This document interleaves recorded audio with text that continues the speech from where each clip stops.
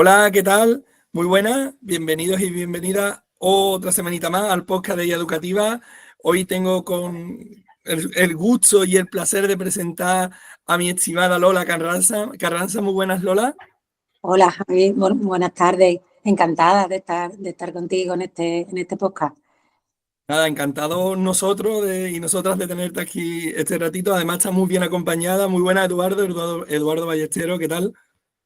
Hola Javi, ¿qué tal? Buenas tardes. Muchas gracias por la invitación y enhorabuena por esta labor tan importante de divulgación que realizáis desde IA Educativa.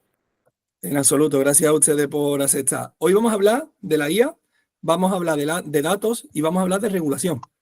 Vamos a hablar, son expertos juristas, ¿vale? Son expertos abogados, son expertos en diferentes ámbitos digitales y hoy creo que más que nunca hace falta que se nos cuenten las cosas y que seamos conscientes, ¿no? Entonces, antes de avanzar un poco y profundizar en los temas que vamos a hablar, no sé si Lola, tú quieres comentar un poquito tu expertise, tu evolución, un poco cómo has llegado hasta dónde estás, qué hacéis. Bueno, muy brevemente, yo trabajo en Montero Aramburu, Gómez de Villares, Agencia de Abogados. Es un despacho de ámbito nacional, multidisciplinar, y en concreto yo trabajo en el área de Derecho Digital y Negocios Tecnológicos.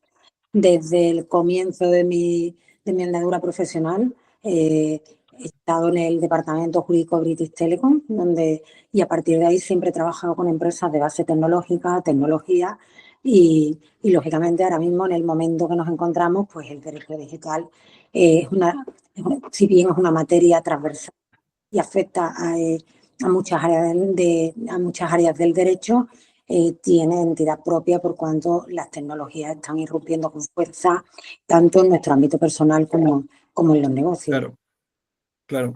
Y por eso precisamente era tan importante sentar a ustedes aquí. Porque nosotros venimos hablando de docencia, venimos hablando de educación, venimos hablando de formación, pero nosotros necesitamos un marco. Y ese marco nos lo da precisamente las leyes, ¿no? Que nos rigen. Entonces, en ese esquema creo que podéis aportar muchísimo, muchísimo. Eduardo, cuéntanos un poquito sobre ti, sobre tu evolución, lo que estás haciendo últimamente. Cuéntanos un poquito. Bueno, pues eso, yo también pertenezco al Departamento de Derecho Digital y Negocios Tecnológicos de Montero Aramburu, Gómez Villares y Atencia Abogados, dentro del equipo de Lola Carranza. Y bueno, ahí estamos en el día a día, pues prácticamente haciendo de enlace entre normativa y negocio con nuestros clientes para, dentro del margen que nos van dejando las normas, estas normas de compliance que están saliendo últimamente para todo este ámbito digital, pues ahí intentamos hacer de enlace en esa triple entente que hay entre quizás la parte técnica, la parte jurídica y la parte de negocio. Qué buena.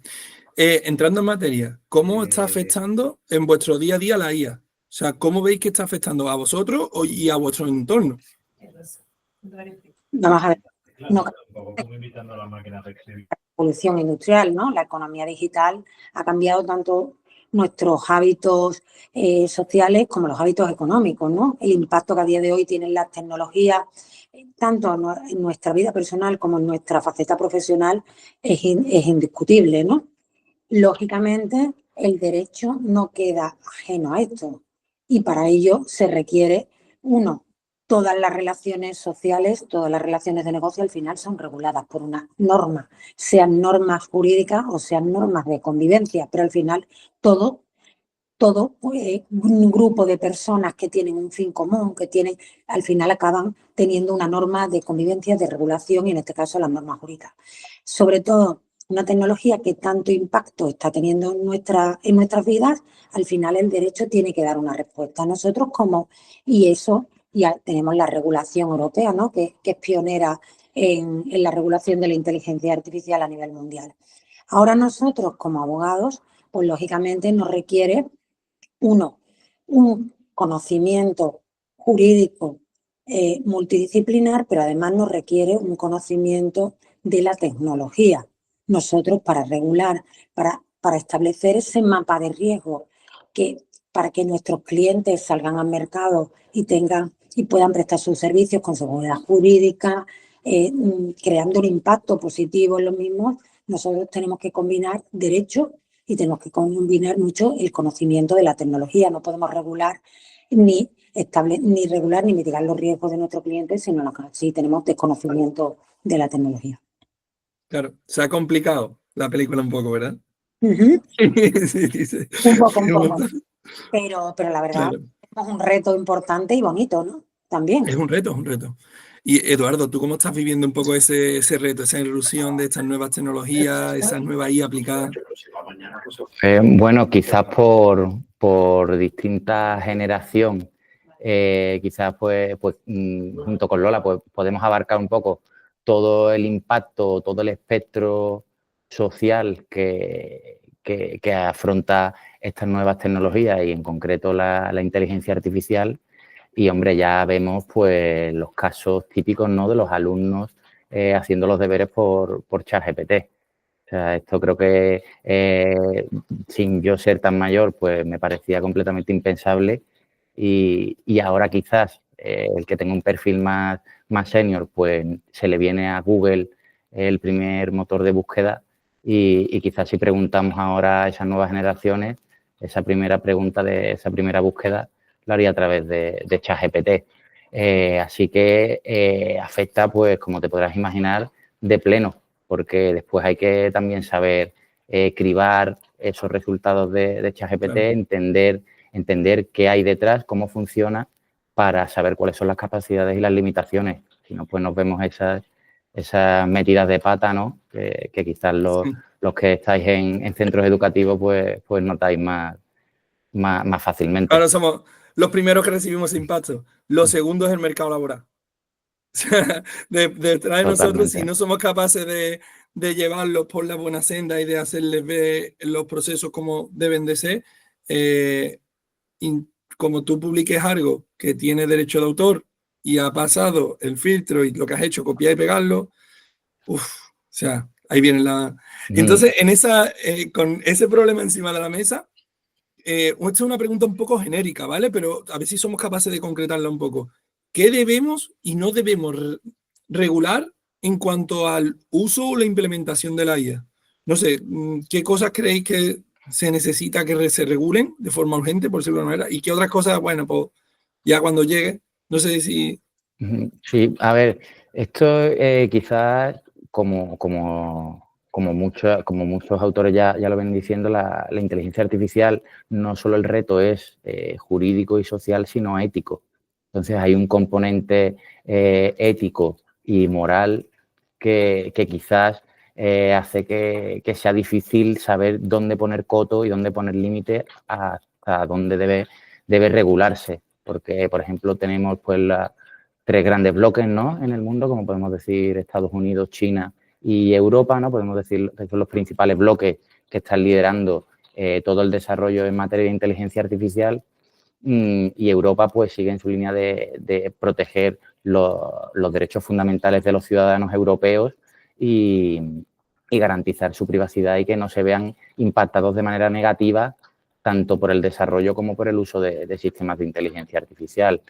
Esto con nuestros valores europeos, que es a lo que estamos acostumbrados, y nosotros quizás pues nos parece adecuado y correcto que se le ponga un límite a las empresas a la hora de usar esa cantidad masiva de datos que después pues nos van a hacer un perfil, ¿no?, que al final es a lo que se reduce todo. Qué buena, qué fácil lo ha explicado, ¿eh, Lola? Lo ha explicado súper fácil. Yo estoy totalmente de acuerdo, ¿vale? Se tiene que regular todo lo que tenga impacto negativo en nuestros derechos fundamentales, como ha dicho Edu, pero también se debe de dejar hacer para dinamizar la economía, ¿vale? Europa tiene que crecer, claro. Y al final necesitamos que la tecnología avance y avance al mismo nivel que, como decía Edu, van a avanzar en China y en Estados Unidos. Los otros players, exacto. Claro, podemos quedar detrás.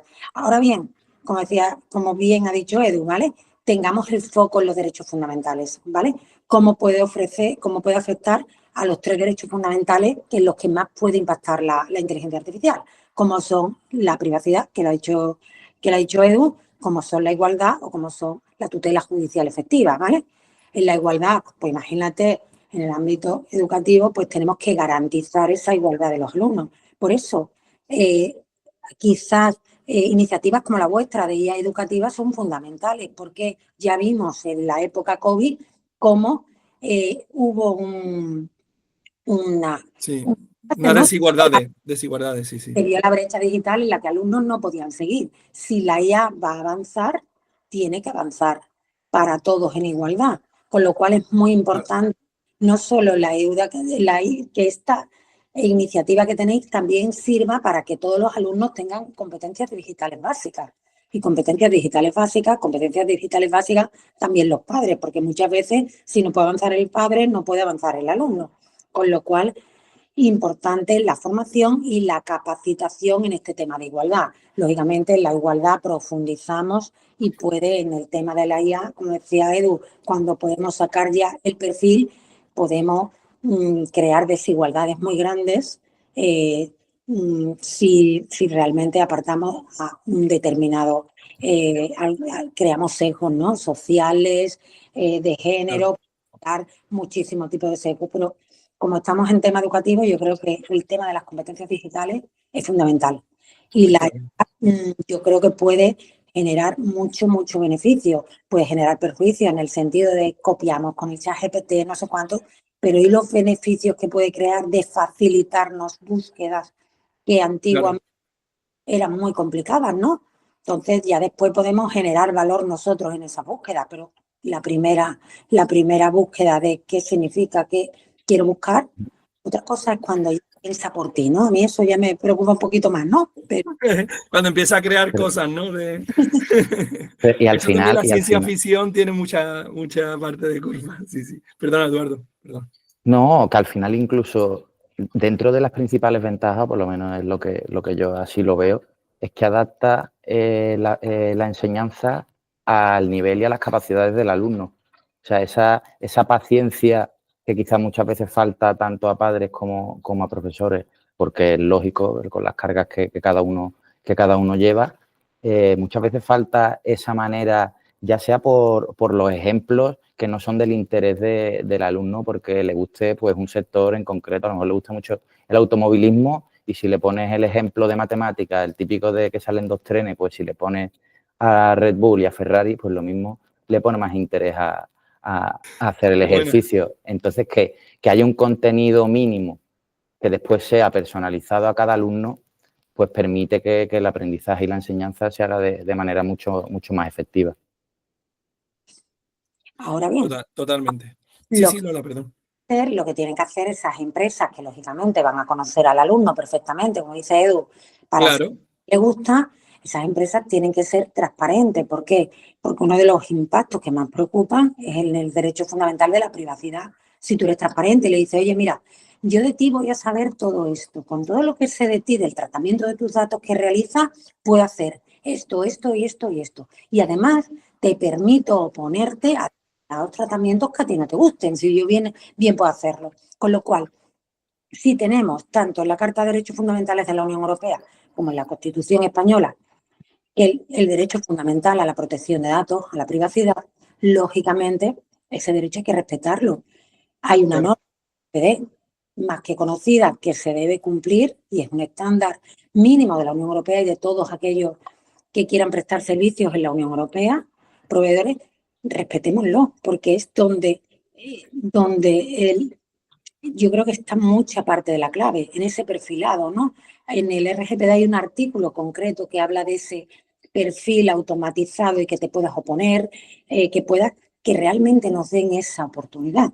Y muchas veces, cuando hablamos de capacitación en IA, en competencias digitales, también tiene que haber capacitación en eso. Tenemos derecho de la ciudadanía. Exacto. Que nos ha otorgado la propia norma, tenemos el derecho de acceso, tenemos derecho de oposición, tenemos derecho, lógicamente, también tenemos el derecho de acudir siempre a otras instancias, dependiendo del derecho del derecho que impacte en la IA, pero también se pueden hacer muchas cosas.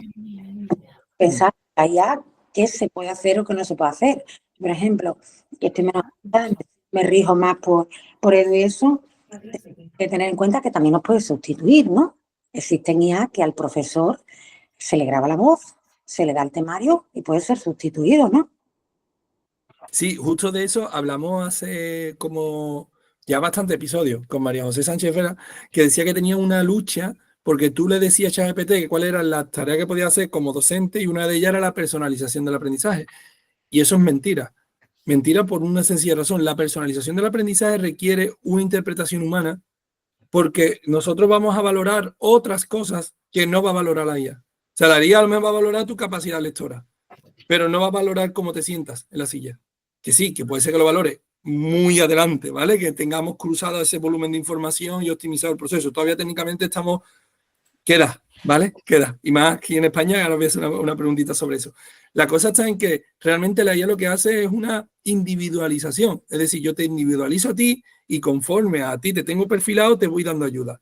La personalización, o sea, si yo sé cuáles son tus intereses, porque me lo has contado tomándote un café conmigo, porque yo sé cuál es lo que te gusta, qué es a lo que te va a dedicar, cuáles son tus referencias, qué es lo que te gusta de lo que hacen tus referencias. Esa información la trabajamos los profes. Y con esa información nosotros hacemos nuestros perfiles. Y nuestros perfiles para motivar al alumnado a que sea mejor profesional, se forme mejor y vaya más cerca y acorte lo máximo posible ese camino. Entonces, la lucha que tenía María José Sánchez Vera, que es una vamos, para mí, una de las eminencias en la Universidad de Murcia, y ella decía eso, dice, yo es que me cabreo, porque es mentira, porque no personaliza la personalización, la hacemos los profes. Lo que hace la IA es la individualización, es decir, de forma individual te da una solución personalizada, o sea, digamos, individualizada. La personalización, ese trabajo es nuestro todavía. Y evidentemente, conforme vayamos cruzando IAs, pues se irá acercando, ¿no? Pero yo creo que al final es como cuando un médico te tiene que dar un diagnóstico. Por mucho que un algoritmo te diga que tienes cáncer de mama, un ejemplo, tiene que ser un médico el que vaya, si no, no te lo vas a creer. O sea, hasta que no haya una persona que te diga tienes un tumor, te lo crees. Hay una parte, porque puede haber fallos. O sea, puede haber errores, puede haber... He puesto un ejemplo muy fuerte, ¿vale? Con el tema porque justo esta mañana en digitalización a los chavales se lo estaba explicando, que siempre tiene que haber un factor humano, aunque el 98% del proceso sea IA, ¿vale? Pero tiene que haber un factor humano porque, sobre todo en temas delicados, y la sanidad y la educación un tema delicado. Entonces, en esta línea que hemos abierto ya el cajón es que aquí abrimos melón y no paramos. ¿Cómo veis la situación regulatoria a nivel Europa, a nivel España, porque sé que tenéis proyectos internacionales, europeos e internacionales, y a nivel Andalucía, que sé que muchos de vuestros proyectos son andaluces? Entonces, contadnos un poquito cómo veis la situación, no sé, un poquito, tengo curiosidad. Pues, a ver, esto volvemos a lo mismo, un tema eminentemente subjetivo. Aquí en Europa, pues, se ha apostado porque esta era digital, esta nueva revolución industrial que estamos teniendo, pues Europa sea un player importante dentro del mundo y manteniendo pues los valores fundacionales, ¿no? que hicieron constituir pues la propia Unión Europea. Sí que es verdad que con la publicación del Reglamento General de Protección de Datos pues se desencadenó un efecto Bruselas que sirvió de marco y de inspiración para multitud de países y de estados para adoptar ese mismo enfoque con la protección de la privacidad y de los datos personales de los usuarios. Aquí con el reglamento de inteligencia artificial sí que quizás está habiendo un poco más de discrepancias. Europa aboga mucho por la regulación, por establecer pues unas reglas claras de juego en las que quizás para muchos operadores y para la mayoría, si le preguntamos, le parecerá excesiva por tener que cargar con llevar una carga probatoria encima bastante sólida para ante cualquier tipo de acontecimiento, pues ser capaz de demostrar que actuó y desarrolló de manera diligente y cumpliendo con la normativa, pues eso requiere tanto de autorizaciones por parte de autoridades que se encargan de la supervisión de la aplicación del reglamento, como en la propia documentación interna que tiene que llevar la compañía. Pues eso quizás puede lastrar un poco la innovación y puede suponer una barrera de entrada para pequeñas empresas que quizás no tengan los recursos suficientes para poder jugar con estas reglas del juego. Entonces, pues tiene sus oportunidades, pero también tiene sus desventajas, como es lógico. Después ya podemos hablar cómo se concibe el dato en Europa y cómo la gran eclosión normativa que ha habido en la Unión Europea en este sentido ha provocado quizás tensiones contradictorias, porque por un lado pues se intenta promover la compartición del dato con otras organizaciones, ¿no? Con esta creación de los espacios europeos de datos, con el reglamento de datos, pero a su misma vez también impone la responsabilidad de asumir responsabilidad en caso de que ocurra cualquier tipo de incidente, porque a lo mejor te aplica De fuga, de ataque, el, de cualquier el cosa. reglamento de ciberresiliencia o reglamento de horas y presta servicios financieros. Entonces, pues hay ahí un mejunje de normas en los que hay que pues acotar muy bien, documentar muy bien y cumplir de manera íntegra para dar los pasos adecuados. Una vez ya que lo tienes hecho, pues ya cuentas con una ventaja competitiva en Europa que quizás no muchos operadores pues Claro. pueden contar con eso. Ahí es donde voy. Entendemos que esos son los riesgos de emprender con IA en Europa. Pero ¿qué oportunidades se nos genera? Es decir, tenemos los desafíos, los riesgos, pero también tenemos oportunidades. O sea, ¿cuáles son las oportunidades o las ventajas competitivas que derivan de esta regulación? ¿Cómo lo veis ustedes? Yo creo que son muchas, vamos. Ten en cuenta, nosotros estamos en Andalucía, ¿no?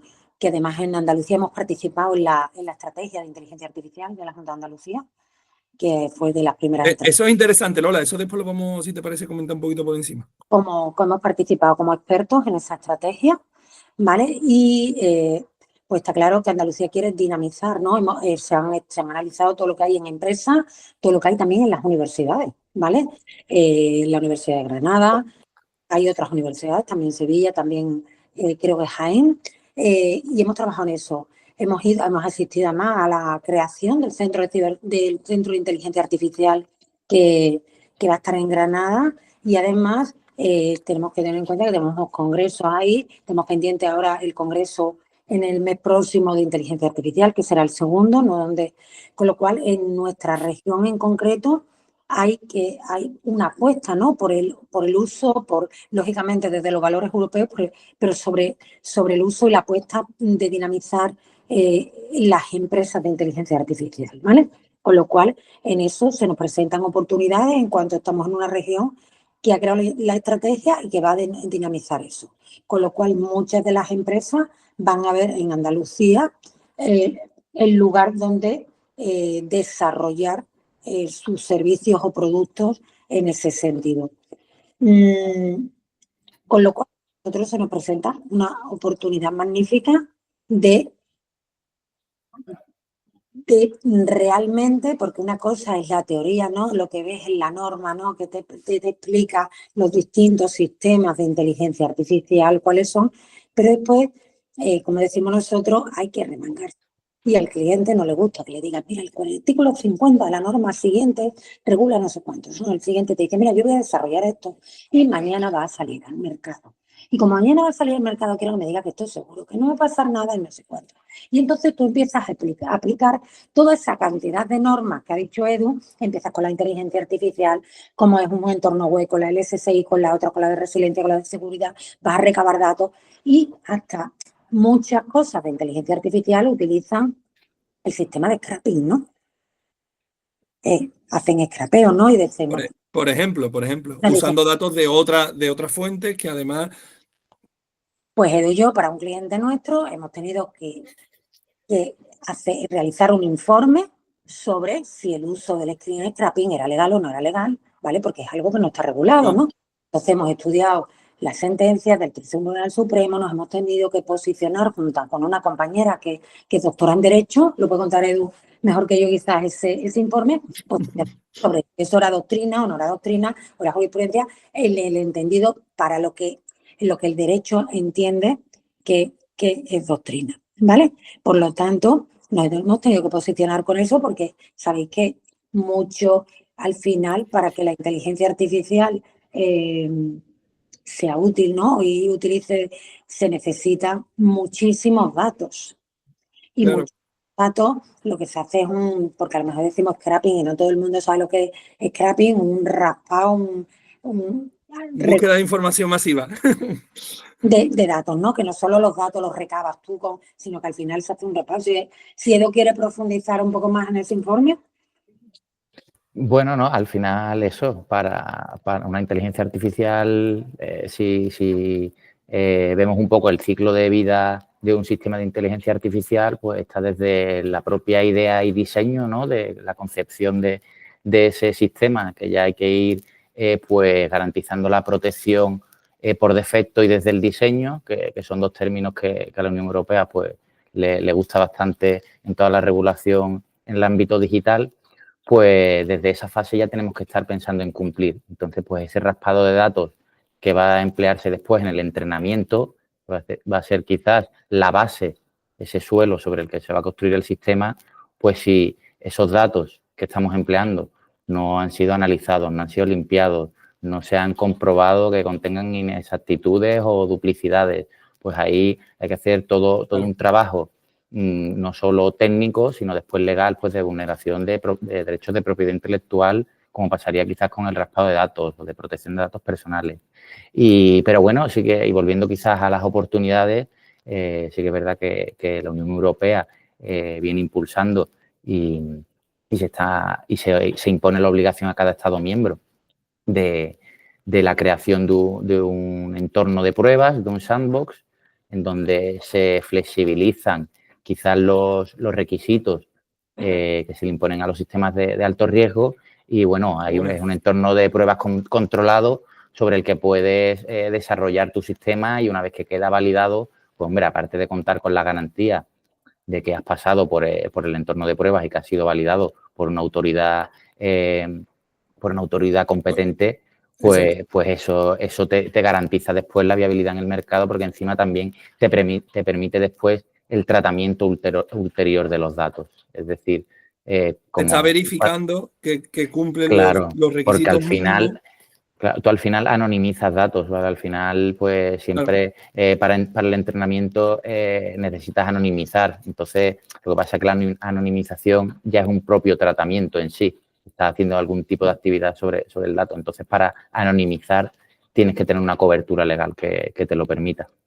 Entonces, ahí sí que flexibiliza un poco más al participar de estos entornos controlados una vez que sales de ellos para reutilizar esos datos. Se me acaba de... Casi imposible, ¿no? Cumplir con la normativa, si bien va a entrar en vigor ahí de forma faseada y eso, va a ser imposible cumplir con la normativa de inteligencia artificial, con el reglamento de inteligencia artificial, si no cumples con la de protección de datos. ¿Vale? O sea, primero tienes que pasar la de protección. Una vez que pasas la de protección, puedes empezar a trabajar en la de IA. Si hay datos personales, sí. Ahora, y a mí lo que me preocupa, y esto ya lo lanzo, hago una pregunta al aire, con el tema de las inferencias, ¿vale? Porque al final un sistema emite predicciones, decisiones, recomendaciones. Claro. Cuando infiere un dato personal, hay un caso muy curioso, no sé si lo conocéis, de un padre al que le llegaba publicidad de un marketplace de productos para embarazadas, para mujeres embarazadas. ¿Qué pasó? Ese hombre tenía una niña, no sé si tenía 17 años, 16, 17, 18 años, pues daba la casualidad que tenía una hija que venía buscando días atrás productos sin olores, que por lo visto, yo ahí la verdad que no tengo experiencia en el embarazo, no puedo hablar, pero por lo visto a las mujeres tiene su correlación. Le parecía repulsivo los olores en determinadas fases del embarazo. Entonces, el sistema que había detrás de ese marketplace había llegado a la lógica de que cuando se buscaban productos sin olores es porque estaba embarazada. Entonces, esa familia se enteró de que estaba embarazada por la publicidad que le mandaron. Entonces, ese tratamiento, esa inferencia que ha hecho ese sistema, ahora que ese marketplace conoce que está embarazada, ¿cómo cumple con la normativa de protección de datos? Yo sí pienso en las bases que legitiman el tratamiento de datos personales, no se me ocurre ninguna base de legitimación. Habría quizás que estirar un poco la norma y en función de si está de parte de la empresa o del regulador, pues encontrarás argumentos a favor o en contra. Wow, vaya dilema acaba de soltar, Eduardo. Claro, es que al final el impacto es... Lo que dice que vuestra ciencia está más viva que nunca, que está además con una adaptación a una velocidad hiperreal, o sea, es increíble, y más que respetar vuestro trabajo, respetar la labor que hacéis, y además estáis en la parte de digitalización, por lo tanto, suerte y ojalá de verdad, porque esos frutos de regulación al final generan oportunidades y esas oportunidades sin duda creo que es lo que nos van a hacer ser mejor sociedad, mejores profesionales, mejores papás, mamás y mejores ciudadanos en general, ¿no? Entonces ya para terminar, que no quiero tampoco de verdad, que podría pegarme horas hablando con ustedes, lo sabéis, pregunta trampa, ¿a quién invitaríais al podcast? ¿Lola? Vamos, decirte eso a ti es como, vamos, como que tú no conoces a gente del sector, vamos, totales referentes, con lo cual yo creo que para ti es como que no. Marco, Vicky, tenemos mucho. Yo, pues mira, Marco sería muy bueno desde el punto de vista del derecho constitucional. Vicky, como tú sabes, ha publicado ella, ha defendido frente al Parlamento el tema de la inteligencia, cómo iba a impactar la inteligencia artificial en su ámbito, con lo cual también podría ser muy interesante. Con lo cual, la llamaremos. prácticamente nos movemos con mucha gente en común, con lo cual tú sabes quiénes son los referentes, vamos. Pero puesto a soñar, Eduardo, ¿quién invitaríamos? ¿Quién te gustaría a lo mejor escuchar por aquí que le entrevistamos? Incluso te vienes con nosotros y lo entrevistas también. O sea, ya formas parte del equipo. Vosotros dos formáis parte de Guía Educativa ya. Hombre, puestos a soñar, pues, hombre, hay muchos referentes en España en el tema de inteligencia artificial. Quizás se me ocurre alguien con un perfil jurídico y también bastante sólido técnicamente, que es Helen Irazábal. Quizás... Sí, lo busco. Sí, creo que puede aportar bastante en este asunto, sobre todo a la hora de desmitificar muchas cuestiones que hay alrededor de la IA. Pues de verdad, familia, no sé cuánto agradeceros que hayáis quedado hasta tan tarde. De verdad. Dime, Lola, dime. Te iba a decir, hay una persona también muy interesante, yo coincidí con él en la estrategia de inteligencia artificial de la Junta de Andalucía, que es Javier Porras Castaño, que era de Unicaja. Javier Porras. Que ahora está como asesor del gobierno de transformación digital en ese tema, podría ser muy interesante. Otra de las voces muy reputadas es Vincenzo Cardarelli, del JR. Wow. ¿Vale? Que como sabes está en Sevilla el Centro de Supervisión Algorítmica, con lo cual podría ser interesante que también, le pudierais entrevistar aquí. Y lo chulo de esto es que después contacto con ellos y les digo, mira, que te han invitado. O sea, que no es que Lola te ha invitado, ¿sabes? Ya tú decides si quieres venir o no, pero ya por lo menos... Nosotros tenemos el compañero Eduardo Gamero Casado, que es catedrático de Derecho Administrativo y tiene varias acciones de investigación en la Unión Europea en materia de inteligencia artificial. Qué buena. No, sí, de nuevo Sevilla y alrededores, ¿no? Y por supuesto Málaga, Granada, están grandes urbes andaluzas que están creciendo brutal y estamos creciendo brutal en un aspecto para mí estratégico como es la digitalización y en concreto la IA. Así que por mi parte y por la parte de todos los compañeros y las compañeras de educativa no tengo más que agradeceros estas nociones y ya se me están ocurriendo ideas que ya os comentaré en privado. Así que nada, lo mismo hay un segundo episodio, quién sabe. Muchísimas gracias, de verdad, los dos. Encantadísimos. Un placer. Muchas gracias, Javi. Cuidaros. Hasta luego, un abrazo.